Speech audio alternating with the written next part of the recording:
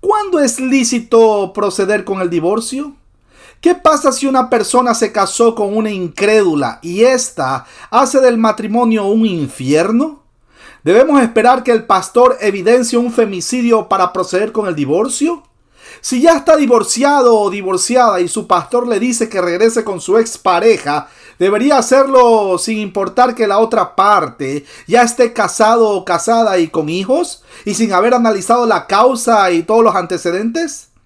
Tenga en cuenta la palabra griega porneia, la cual apunta a la diversidad de actos de inmoralidad sexual. Se cita 25 veces en 24 versículos en el Nuevo Testamento. Debido a lo extenso de esta exposición, voy a citar literales o incisos alfabéticos. Literal A. Al principio de la historia humana, antes de la condición pecaminosa del hombre, no existía una causa justa para el divorcio.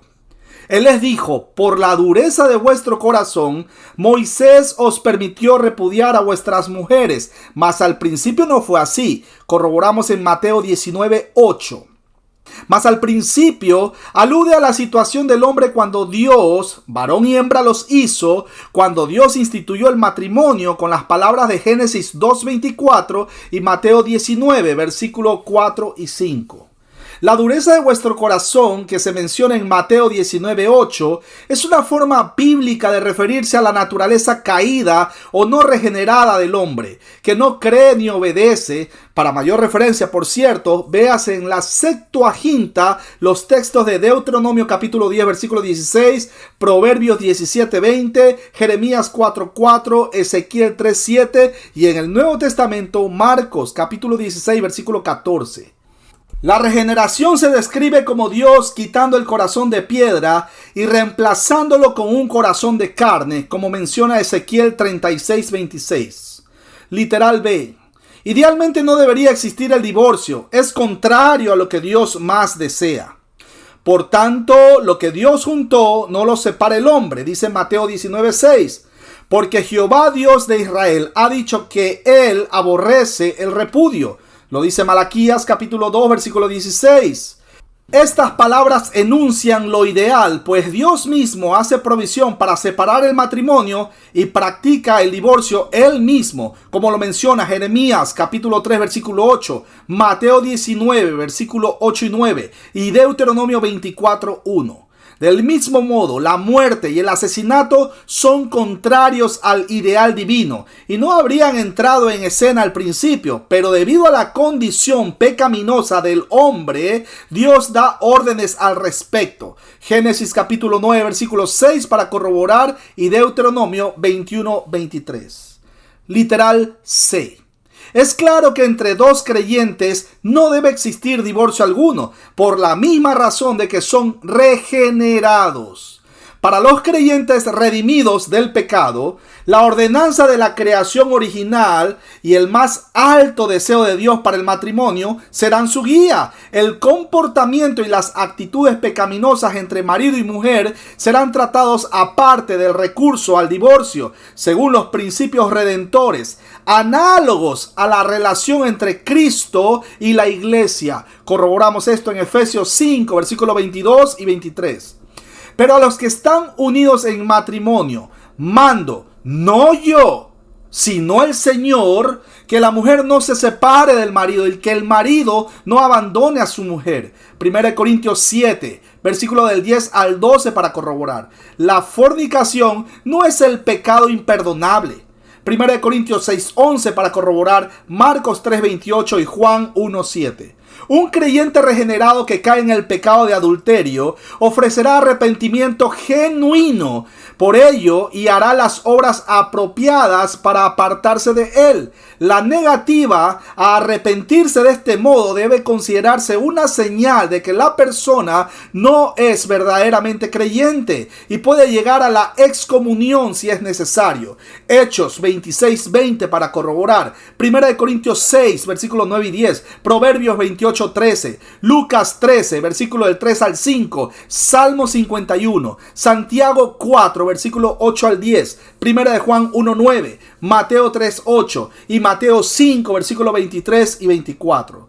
Un creyente regenerado que tiene un cónyuge adúltero, pero arrepentido, perdonará al cónyuge y buscará una relación restaurada, imitando la reacción misericordiosa de Dios hacia el pecador. Mateo 6, versículo 12 al 15 para corroborar. Capítulo 18, versículo 15. También versículos del 21 al 35 y Efesios 4, 32. El perdón requiere reconciliación y excluye el divorcio, porque Dios no perdona al pecador y luego le dice: apartaos de mí, malditos, al fuego eterno. La negativa a perdonar de esta manera debe considerarse como un signo de que la persona no es verdaderamente creyente, lo que puede llevar a la excomunión si es necesario. Mateo 25, 21 lo corrobora. Mateo 25, 30, 34, 41. Salmos 85, versículos 2 y 3. Salmo 103, versículo 12. Segunda de Corintios 5, versículos 18 y 19. Colosenses 1, versículo 21 y 22. Segunda de Corintios 2, versículos 7 al 9. Mateo 6, 15. Mateo 18, versículo 34 y 35. Y primera de Juan, capítulo 3, versículo 14 al 16. Antes de seguir, quiero mencionar que hay casos en donde ya procedieron al divorcio y al nuevo matrimonio sin tomar en cuenta todo lo que se menciona en las Sagradas Escrituras. Si este es el caso, ¿qué sentido tiene que se divorcie nuevamente para regresar con su expareja y se vuelvan a casar? Esto es ridículo. En algunos casos ya hasta tienen hijos producto del nuevo matrimonio. Lamentablemente muchas iglesias legalistas promueven este tipo indirecto de suicidio. Huyan de estas sectas. Literal de. Cuando un matrimonio involucra a un incrédulo, la única causa justa de divorcio es la fornicación.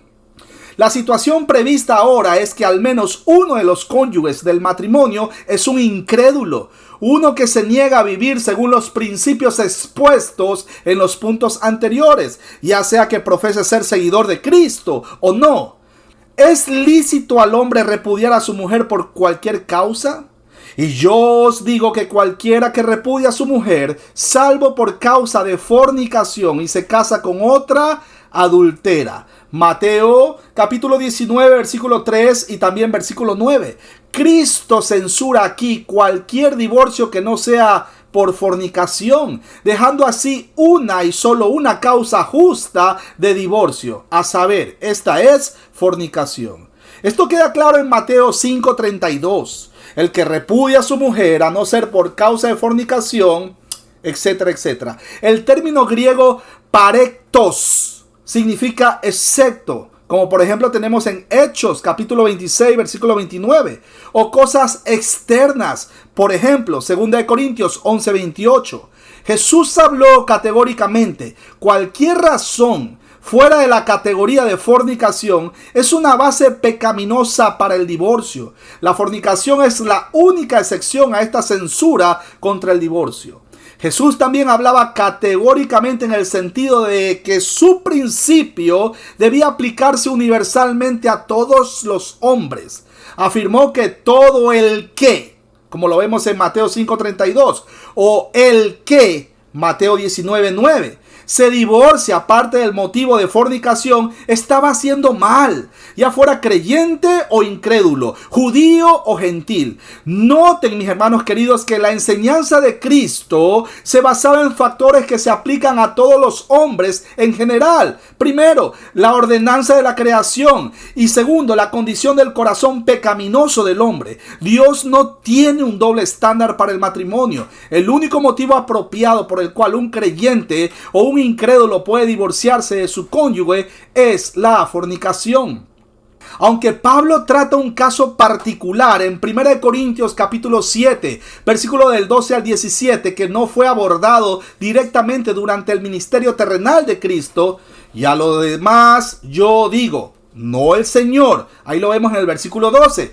Sería falaz suponer que el principio moral general que aplicó a ese caso era contrario a la enseñanza del Señor, a saber, que solo la fornicación es motivo de divorcio. Al decir eso, Jesús no dio ningún indicio de restringir su principio moral, como si estuviera hablando solo para el caso de los creyentes. De hecho, lo que él abordó fue el problema de la dureza del corazón, aquellos que no son regenerados. Más bien, él dirigió explícitamente su principio a todos y a cualquiera que busque el divorcio.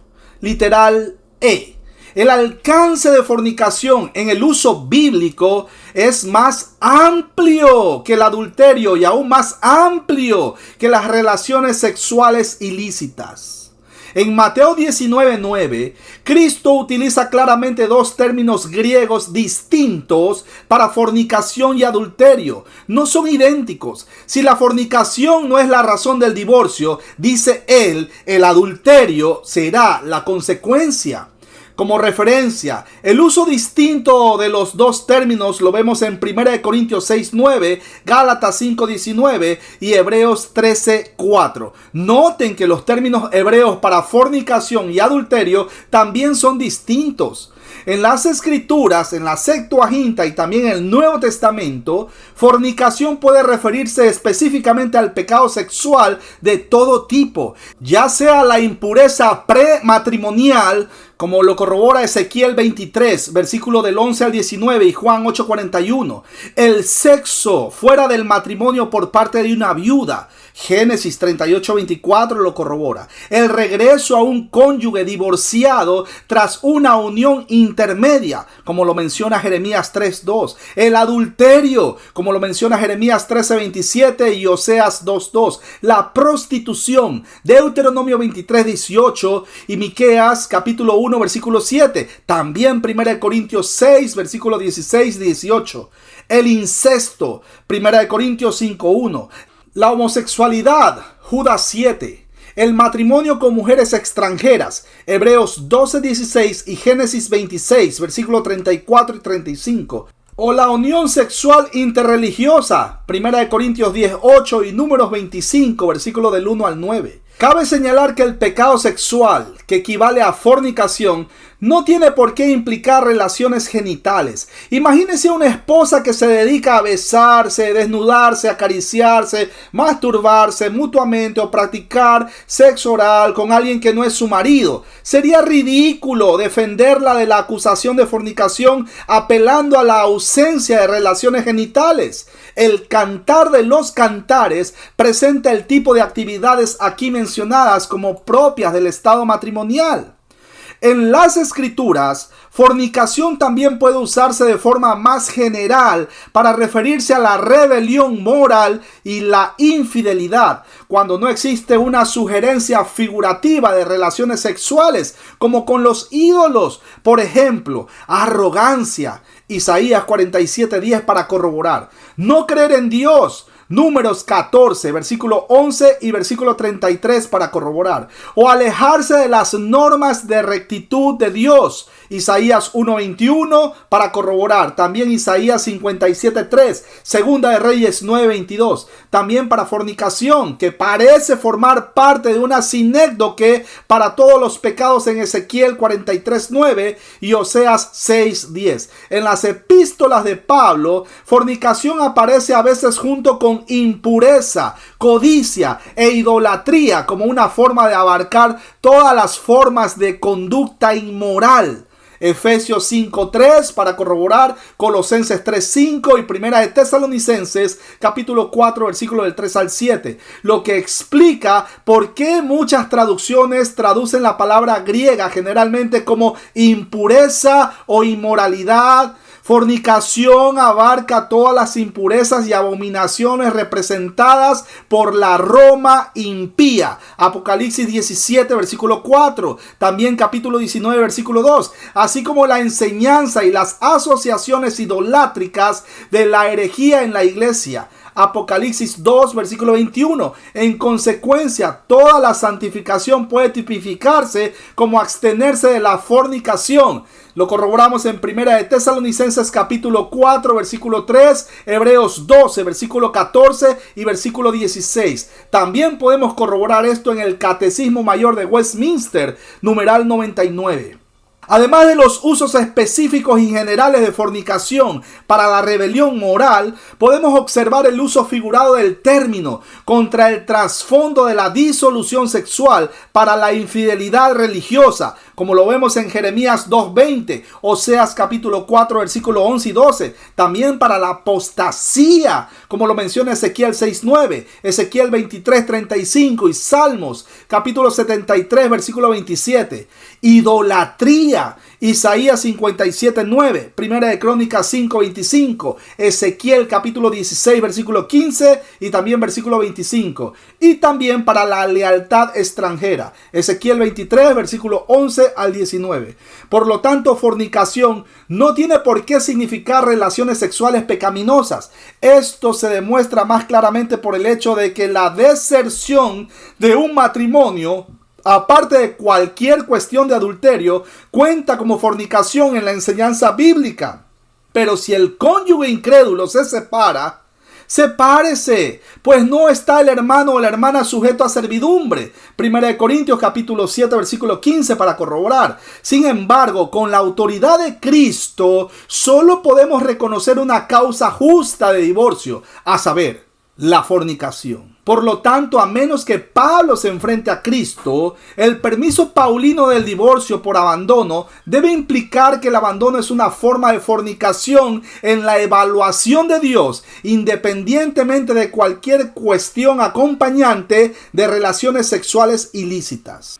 En Jueces 19:2, el abandono de la concubina del levita se describe con el término hebreo sana para fornicación, lo que confirma la observación anterior. El uso de sana en el texto no sugiere que la concubina se convirtiera literalmente en ramera durante un tiempo y luego volviera a casa con su padre, algo muy improbable. Al levita entonces no se le habría permitido perseguirla tiernamente para que siguiera siendo su esposa. Jueces 19:3 para corroborar, Levítico 21:7, Deuteronomio 22, versículos 20 y 21.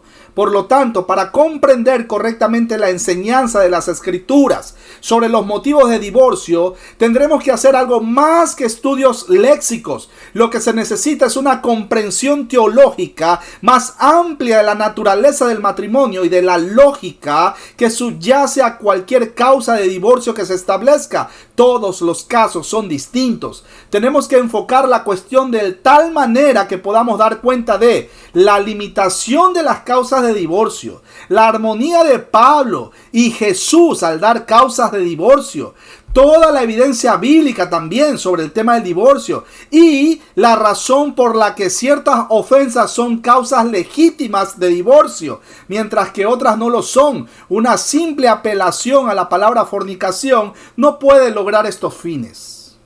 Literal F. Las únicas formas de fornicación que proporcionan motivos justos para el divorcio son aquellas que violan los compromisos esenciales del pacto matrimonial. La fornicación puede abarcar una amplia gama de pecados, pero Jesús quiso restringir y limitar las causas justas de divorcio cuando rechazó la noción de que uno puede repudiar a su esposa por cualquier razón. Mateo 19:3 para corroborar y también versículo 9. A diferencia de las escuelas menos rigurosas de los rabinos, Jesús no propugnaba el divorcio como remedio para cualquier pecado.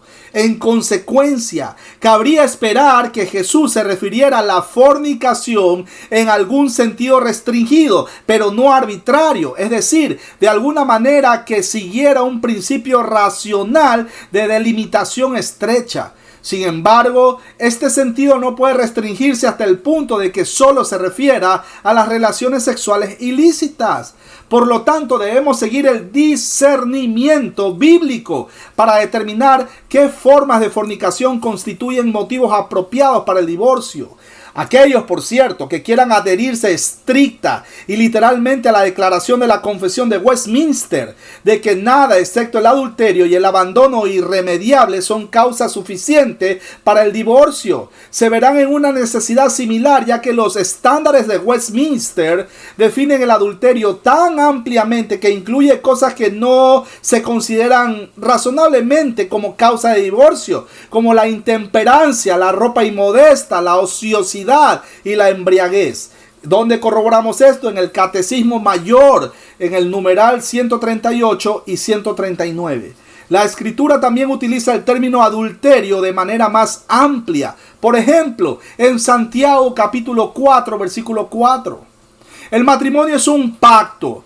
Por ejemplo, Jehová ha atestiguado entre ti y la mujer de tu juventud, contra la cual has sido desleal, siendo ella tu compañera y la mujer de tu pacto. Malaquías capítulo 2 versículo 14 para corroborar, y por cierto también Proverbios 2:17. El matrimonio es un contrato legal con estipulaciones y obligaciones morales de las que el Señor es testigo. Génesis 31:50 para corroborar. En el caso de las obligaciones legales de otras relaciones de pacto, una parte no queda liberada de las obligaciones del compromiso pactado a menos que la segunda parte haya violado el contrato mutuo actuando en contra de sus términos. Por ejemplo, cuando Sedequías rompió su pacto de lealtad, Nabucodonosor dejó de estar obligado por ese pacto a proteger a Sedequías como rey en Jerusalén. Ezequiel capítulo 17 versículo del 12 al 21 para corroborar. Segunda de Crónicas 36:13. Segunda de Reyes 24 versículo del 20 al 25. Y también versículo 27. Y Jeremías capítulo 39 versículo del 4 al 8. Lo mismo ocurre en el caso del propio pacto de Dios con Israel como nación.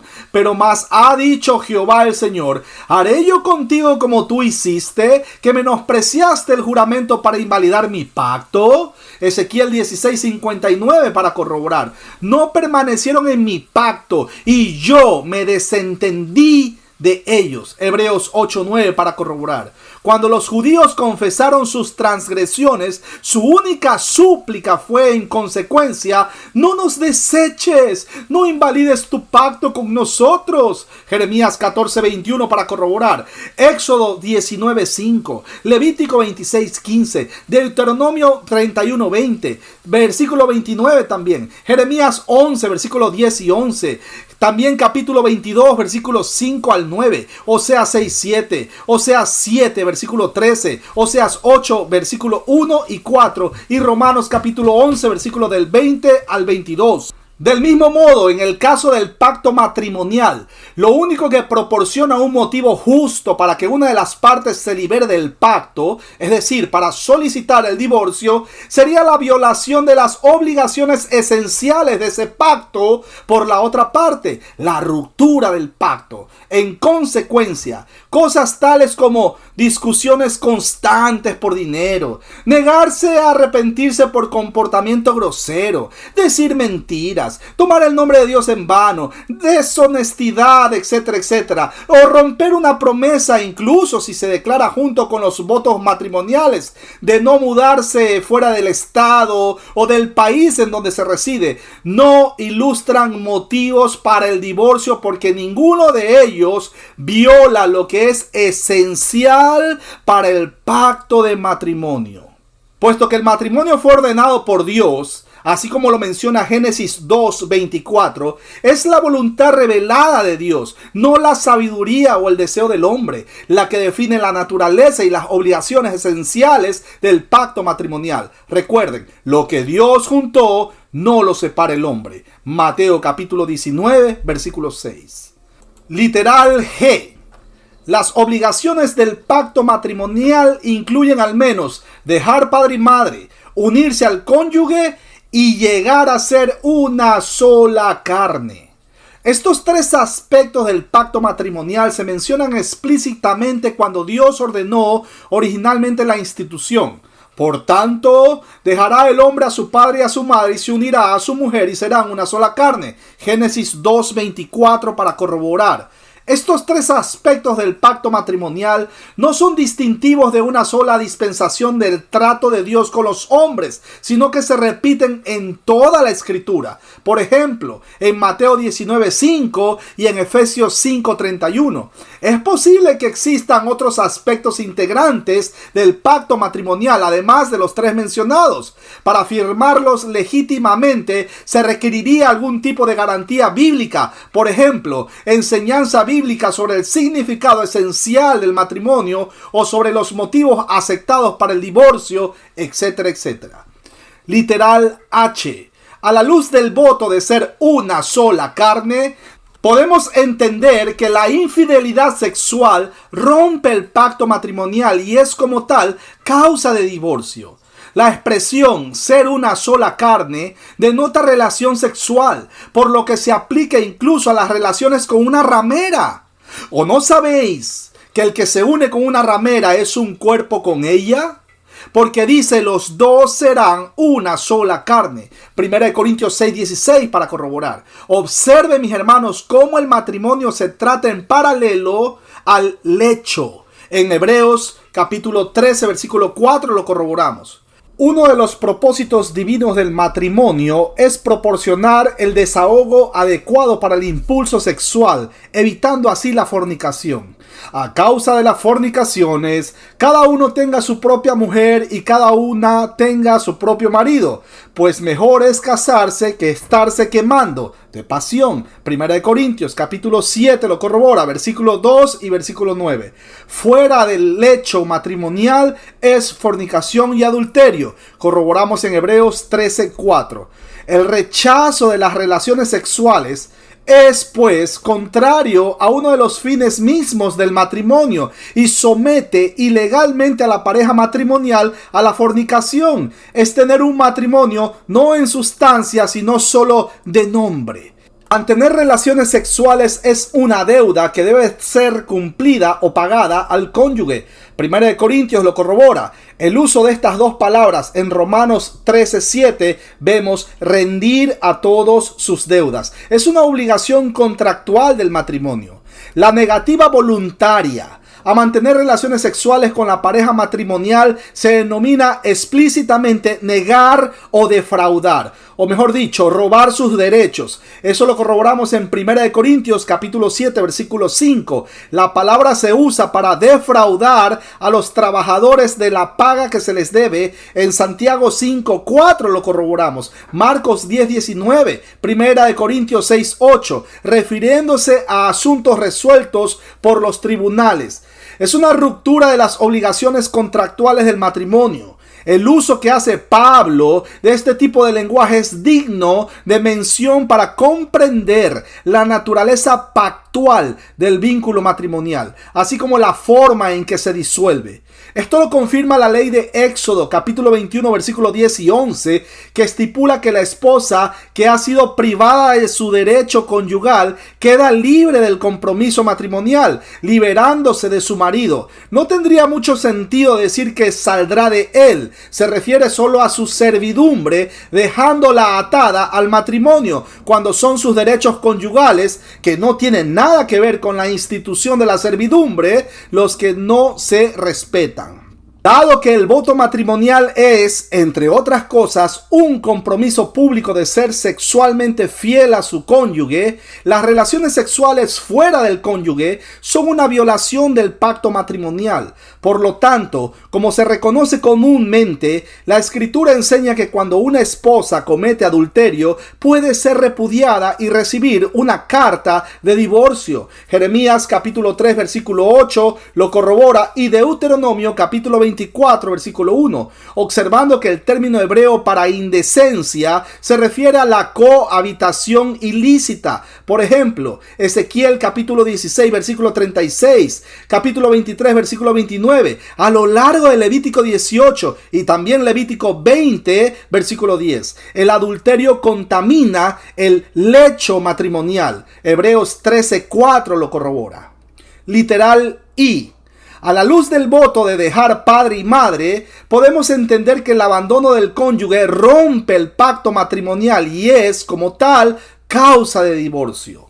Al dejar al padre y a la madre para contraer matrimonio, se deja atrás una agrupación social y forma una nueva unidad social, un nuevo núcleo familiar. Esto puede hacerse, por cierto, tanto si uno se separa de la vecindad, del barrio o de la casa de sus padres, como si no. La ubicación espacial no es lo importante aquí.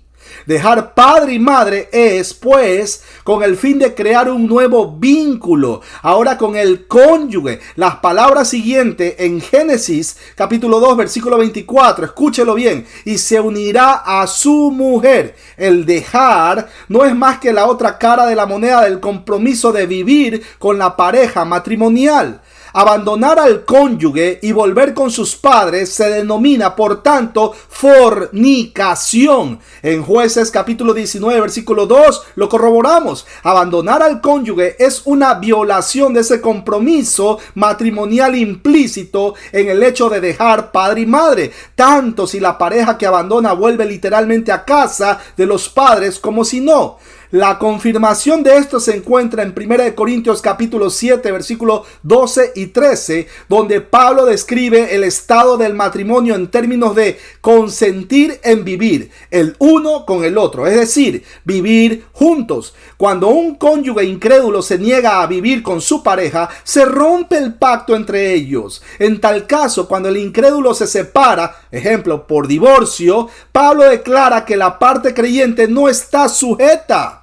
1 Corintios 7:15 para corroborar. El hecho de que el creyente ya no está vinculado al compromiso matrimonial, por cierto, a diferencia del caso de un divorcio impropio, en el que Pablo sostiene que la parte desertora sí está moralmente obligada a permanecer soltera y a buscar la reconciliación con el cónyuge divorciado. Lo vemos en el versículo 11. Muestra que aquí encontramos motivos legítimos para la disolución del pacto matrimonial, no un mero consentimiento al mal deseo de un incrédulo. La maldad de los demás no exime a los cristianos de sus propias obligaciones morales.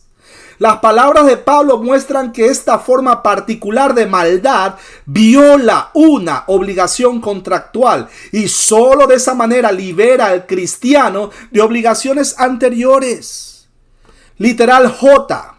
A la luz del voto de unirse o apegarse el uno al otro, podemos entender por qué atentar contra la vida del cónyuge rompe el pacto matrimonial y es como tal causa de divorcio.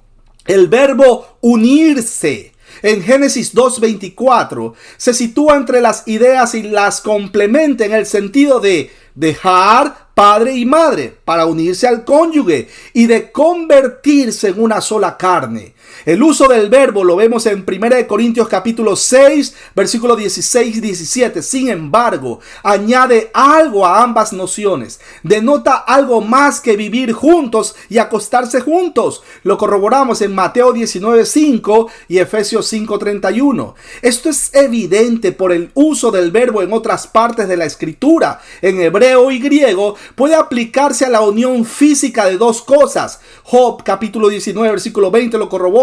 Salmos 22:15, Segunda de Samuel 23:10, Lucas 10:11, Hechos 8:29. Sin embargo, en términos de relaciones humanas significa unirse a, entrar en estrecha relación con, asociarse en términos íntimos, hacer causa común con, comprometerse con lealtad, etcétera, etcétera. Por ejemplo, denota aferrarse a alguien con afecto y lealtad. Por ejemplo, Ruth a Noemí. Lo vemos en Ruth capítulo 1 versículo 14. Los hombres de Judá a David durante la rebelión de Seba. Lo vemos en 2 de Samuel capítulo 20 versículo 2. Siquem a Dina en Génesis 34:3. Habló al corazón de ella. Salomón a sus esposas extranjeras. Lo vemos en 1 de Reyes 11:2. Con amor, por cierto. El pródigo, haciendo causa común con su patrón al haberse arrimado a él. Lucas 15:15. Era ilegal tener ese tipo de relación, adherirse a un extranjero. Hechos 10:28.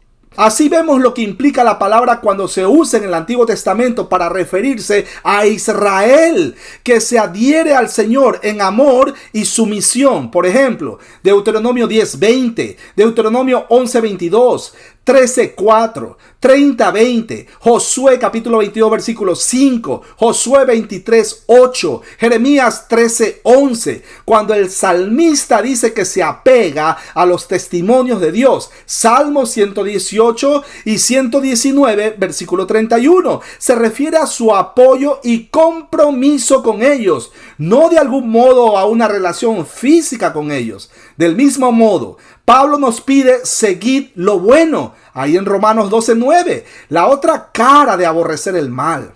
Los nuevos conversos se juntaron con Pablo, lo menciona Hechos 17:34, asumiendo su causa. Se describe a los creyentes como junto con la iglesia. Hechos 5, versículo 13, Hechos 9, 26 también lo corrobora. Lo que obviamente habla de que hacen causa común, apoyan y son leales a las perspectivas y propósitos del pueblo de Dios. Del mismo modo, un esposo y su esposa deben adherirse el uno al otro, comprometiéndose y procurando hacer lo que sea mejor para el otro. Deben estar unidos, no simplemente en cuerpo, sino en apoyo leal de la vida del otro. Deben adherirse positivamente a las necesidades genuinas de cada uno. Esto es diametralmente opuesto a aborrecer la vida del otro e intentar matarse mutuamente. En consecuencia, si examinamos las obligaciones matrimoniales del marido, la Escritura nos enseña que debe vivir con su esposa, como a vaso más frágil. Primera de Pedro, capítulo 3, versículo 7, para corroborar. Está obligado a mostrar consideración y protección hacia su esposa a la luz de su vulnerabilidad física, tratándola como un frágil recipiente. No suplir las necesidades y protecciones de la vida, por no hablar del abuso físico de este vaso más frágil, está claramente prohibido. La gravedad de que un hombre se niega a suministrar lo necesario para la vida física y la protección de su esposa se hace evidente en las severas palabras de Pablo. Si alguno no provee para los suyos y mayormente para los de su casa, es peor que un incrédulo. Primera de Timoteo capítulo 5 versículo 8 para corroborar.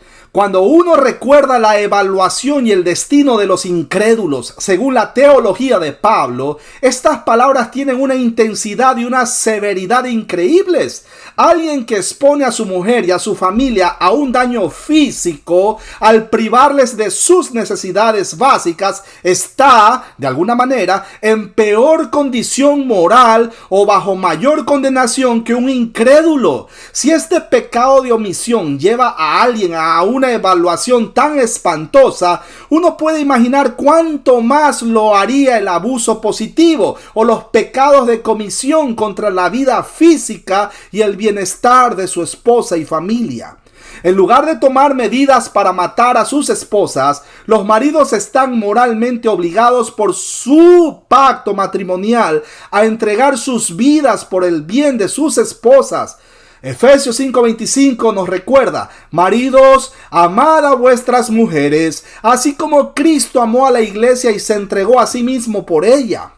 La obligación que aquí se desprende tiene una manifestación exterior y física muy evidente. Los maridos están obligados por su pacto matrimonial a amar a sus propias esposas como a sus mismos cuerpos. Efesios 5:28 para corroborar. Del mismo modo que no harían nada perjudicial para su propio bienestar físico o su vida, tienen órdenes morales estrictas de no hacer lo mismo con sus propias esposas. Se les prohíbe aborrecer su carne. Efesios 5:29 para corroborar, lo que descarta claramente privarlas de su sustento y protección o mostrarles violencia física. Por el contrario, Pablo enseña en el mismo versículo que es deber de los maridos sustentar, óigalo bien, sustentar, una vez más, sustentar y cuidar la carne de sus esposas.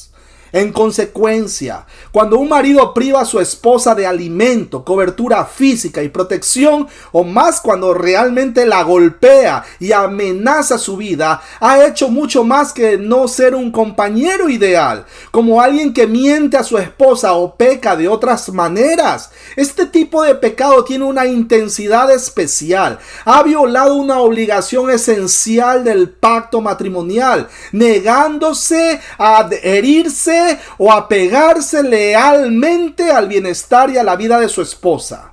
Si en los otros dos casos de obligaciones pactadas en el matrimonio, fidelidad sexual y convivencia, la violación de los términos del pacto concede a la parte ofendida el derecho moral a solicitar la disolución del vínculo legal por divorcio. Deberíamos razonar que también lo hace en el caso de la obligación pactada de adherirse el uno al otro. Negar esa implicación sin razones sólidas y bíblicas para hacerlo sería caer en alegatos especiales y nociones preconcebidas, un tipo de arbitrariedad que no debe caracterizar el pensamiento teológico cristiano. Pero la enseñanza bíblica de que solo la fornicación es causa de divorcio no se opone a esta implicación. Tienen que volver a escuchar todo lo mencionado anteriormente. Seguimos. Literal K. La conclusión anterior está explícitamente corroborada por la ley de Dios en Éxodo capítulo 21 versículos 10 y 11, demostrando a fortiori que el abuso conyugal viola el pacto matrimonial y como tal es causa de divorcio. La ley de Dios estipula que en el caso de una esclava que es tomada como esposa, su marido no disminuirá su alimento, ni su vestido, ni el deber conyugal. Esto se refiere a las obligaciones del pacto matrimonial, como hemos escuchado anteriormente.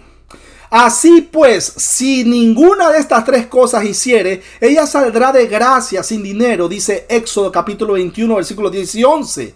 Su salida denota el fin de toda obligación legal para con él. Ella tiene derecho a disolver el vínculo legal del matrimonio, como debería estar claro por lo que hemos visto anteriormente, pero también tiene derecho a disolver el vínculo de su servidumbre, o sea, irse sin dinero para la manumisión.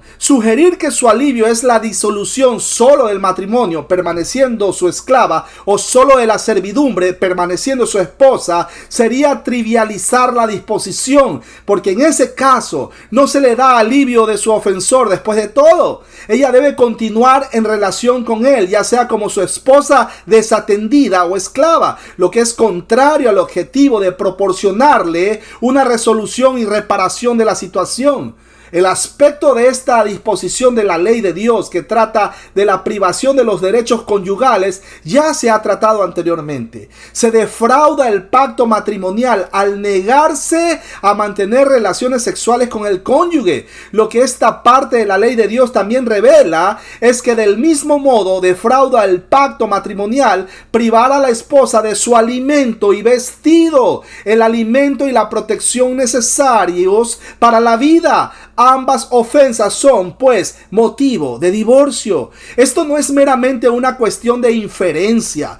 Dios lo dice explícitamente en su ley, informándonos así que estas ofensas golpean el corazón del pacto matrimonial y deben ser consideradas fornicación o indecencia, que es la única causa de divorcio. Si Dios está satisfecho de que sea moralmente apropiado que una esposa se divorcie de su marido sobre la base de la privación de su sustento físico y protección, nosotros debemos estar moralmente satisfechos también. La sugerencia de que Dios toleraba esto como malo en el antiguo pacto, pero no lo hace ahora, es un razonamiento que es exegética y lógicamente defectuoso, así como teológica y éticamente peligroso. A más arriba, la santidad de Dios y su ley y las implicaciones de un doble rasero, un rasero culturalmente relativizado en la moralidad. La escritura debe interpretarse de tal manera que los principios que se aplican a casos menores sean entendidos como aplicables de igual manera en casos mayores. Por ejemplo, si Dios exige que se mantenga debidamente al buey, cuánto más al pastor. Lo menciona 1 Corintios capítulo 9, versículos 9 y 10. Si uno no escapó al rechazar la palabra de Dios pronunciada en la tierra, ¿cuánto más de la palabra de Dios pronunciada desde el cielo? Hebreos capítulo 12, versículo 25 lo corrobora. Si debemos hacer el bien a todos los hombres en general, ¿cuánto más a los de la casa de la fe? Dice Gálatas 6:10. Este principio hermenéutico debe reconocerse especialmente al interpretar las leyes de Dios, muchas de las cuales se establecen en términos de circunstancias menores, para que podamos no solo ver cuánto más se aplican a circunstancias mayores, sino ver hasta dónde se extienden las protecciones y disposiciones del orden moral de Dios en contra de nuestra tendencia demasiado pecaminosa a minimizar las obligaciones morales y no ver la importancia ética de esos casos menores. Por ejemplo, no se debe matar a un ave madre junto con sus crías. Deuteronomio capítulo 22, versículos 6 y 7 lo corrobora. ¿Se trata de una protección especial para las aves o debemos aplicar el principio subyacente a casos aún mayores? La propia escritura nos muestra que debemos aplicarlo sobre todo a animales más significativos como bueyes y ovejas. Lo corroboramos en Levítico capítulo 22, versículo 28. Sería obstinado decir ahora, bueno, esta protección se aplica únicamente a las aves, los bueyes y las ovejas, ya que solo ellos son mencionados. Si el pecado de omisión que amenaza la vida de la esposa, privarla de alimento y vestido, es motivo de divorcio según la palabra de Dios, entonces cuánto más el pecado de comisión, abuso físico de la esposa, sería motivo legítimo de divorcio. En este caso, la consecuencia a fortiori de la inferencia debería ser fácilmente aceptable. También debería ser aceptable en términos de la condición de esposa esclava de la persona protegida en Éxodo capítulo 21 versículos 10 y 11. Si en el caso menor, una esposa con la condición inferior de esclava, el abuso conyugal es causa de divorcio, ¿cuánto más lo sería en el caso mayor? Una esposa con la condición superior de no esclava. Esta es la forma normal en que trataríamos las disposiciones de la ley. Por ejemplo, ahí tenemos mantener a los bueyes y mantener al predicador. Es un hecho que los esclavos tenían menos privilegios y protecciones dentro de la sociedad que los hombres y mujeres libres. Siendo este el caso, deberíamos razonar que si incluso las esposas esclavas salían libres del matrimonio debido a privaciones físicas o abusos, entonces seguramente el mismo privilegio y protección se concedía a las esposas que no son esclavas. Es evidente que Pablo no consideraba que el requisito de Éxodo 21:10 hubiera sido restringido a las esposas siervas. En cuanto al deber conyugal que se establece para la esposa esclava, podemos ver fácilmente que Pablo lo considera más ampliamente como el derecho de todas las esposas. 1 Corintios 7:3 para corroborar. Sería un alegato especial arbitrario decir que, sin embargo, las demás disposiciones de Éxodo 21:10 solo se sancionan en términos del pacto matrimonial para las esposas esclavas, no para todas las esposas en general. Nuestra tendencia humana podría ser fácilmente pensar que los maridos están estrictamente obligados a proporcionar alimentos, ropa y relaciones sexuales a sus esposas no siervas, pero que en el caso de las esposas esclavas pueden ser tratadas de manera menos estricta. El efecto de la enseñanza de las escrituras es que incluso las esposas esclavas tienen derecho al divorcio si son privadas o maltratadas. La ley nos muestra hasta qué punto se extiende la protección legal de las esposas prevista por Dios, incluso hasta las esposas esclavas. Como comentario final, la raza humana evitaría el tema del divorcio si al menos, óigalo bien, si al menos atendiera las advertencias que da las sagradas escrituras, tales como no os unáis en yugo desigual. ¿Se imaginan cuántos divorcios se evitaría ¿Se imaginan cuántos hijos de hogares disfuncionales se evitaría? ¿Tienen idea del impacto psicológico que puede llegar a tener un menor, hijo de un hogar disfuncional? Mis hermanos, si Dios en su misericordia ha permitido que usted tenga una pareja, que sea para que la haga llorar. Espérese. Hágala llorar, pero de felicidad, no de tristeza. Por cierto, mi recomendación para las señoras que se congregan: si el pastor de su congregación le dice que no se separe y aguante los golpes de su marido, denuncie a su marido y denuncie también al pseudo pastor por cómplice. No estamos de acuerdo nosotros como cristianos con el femicidio, pero siga orando por ambos, ya que es evidente que la cristiana es usted y no ellos. Aun cuando se los lleven preso a ambos, usted tiene que seguir orando por ellos. Por falta de lectura bíblica de manera honesta, es muy fácil confundir la piedad cristiana con la obediencia con sumisión. No olviden entrar a YouTube y buscar el canal del hermano David Silva, pero por favor, no se suscriban, no le den like. Esto no es por fama, ni por sacarle dinero a YouTube, ni a PayPal, ni a nadie. El único interés que tengo al tener esos videos ahí es para que el pueblo de Dios sea edificado y bendecido, ya que por gracia hemos recibido y por gracia compartimos. Sin más que decir, me despido. Bendiciones. Ones.